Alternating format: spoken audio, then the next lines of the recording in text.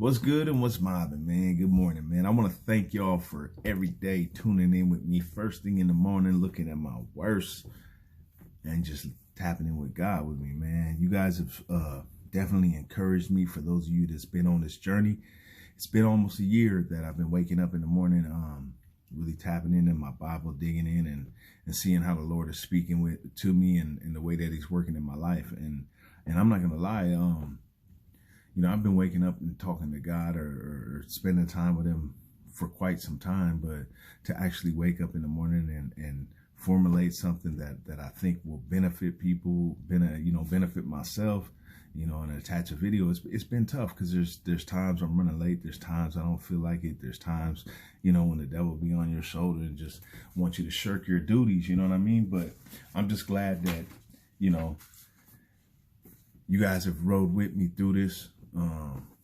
And so I just want to say I appreciate it, man, because whether you know it or not, that fans my flame and keeps me going, man. So I thank each and every one of you, man, from the bottom of the heart, for real. So with that said, man, I'm already a minute deep. Let's get into the word real quick. November 1st devotion, Hebrews 13:5. Keep your lives free from the love of money and be content with what you have, because God has said, never will I leave you, never will I forsake you. So what does it take for you to be content? You know what I'm saying? How much money would satisfy your every need? Think about that. There's a false assumption that if somehow we can get a lump sum of money, all of our problems will dissipate. I think the fact that somebody could think like that, could think that money would solve all their problems, is proof that their problems are far deeper than financial. You know what I mean? The other day I was talking with a friend. We was chilling and we were talking about how the devil creeps in and uses anything, anybody, any moment to try to bring you down. And, my boy began to talk about how, basically what he doesn't have. And I'm looking around and, he got a TV, a roof, water, electricity, heat, AC. There's a cup there, a chair there, a couch, a table. He's got a car out front.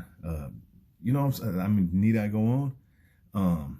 And it's crazy because most of us collect stuff, man. Our homes are filled with stuff that we hoard, stuff that we'll probably never even use. And most of us live in excess, yet claim that we are experiencing lack. And I mean, think about that. We're like, man, I don't have this. And you look around. I mean, I can look around in just this room, and I don't mean that in any type of bragging kind of way, but there's just, stuff everywhere, another laptop, what I'm saying? The speaker, the bed. Like, I could sit here and say I lack, but if I really tally up what God's been giving me and where I stand, in terms of material, in terms of money, am I really lacking? You know what I'm saying? And the thing is this, the Lord said, I will never leave you nor forsake you. He never said, I'm going to give you so much money that you'll never need me. You know what I'm saying?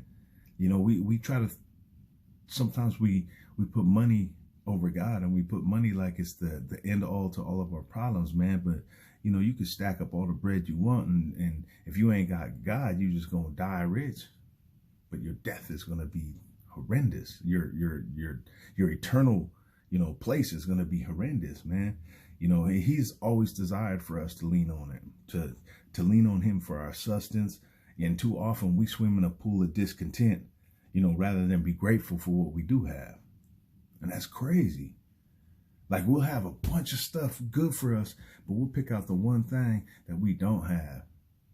And that'll be our crutch that we're standing on to why, our lives are so messed up, or why we ain't doing as good as we should be doing, But if we put God first in all circumstances,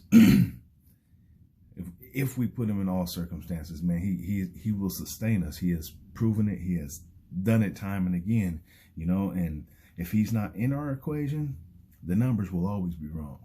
The money won't ever add up. And so when your relationship with God is right, and I truly believe this, money automatically has a different appeal and purpose. It's ministry over business, man. Keep God first, man. God bless y'all. I hope that gives you a little something to chew on and a little something to remember what to be grateful for, what you have, and who has you. God bless y'all.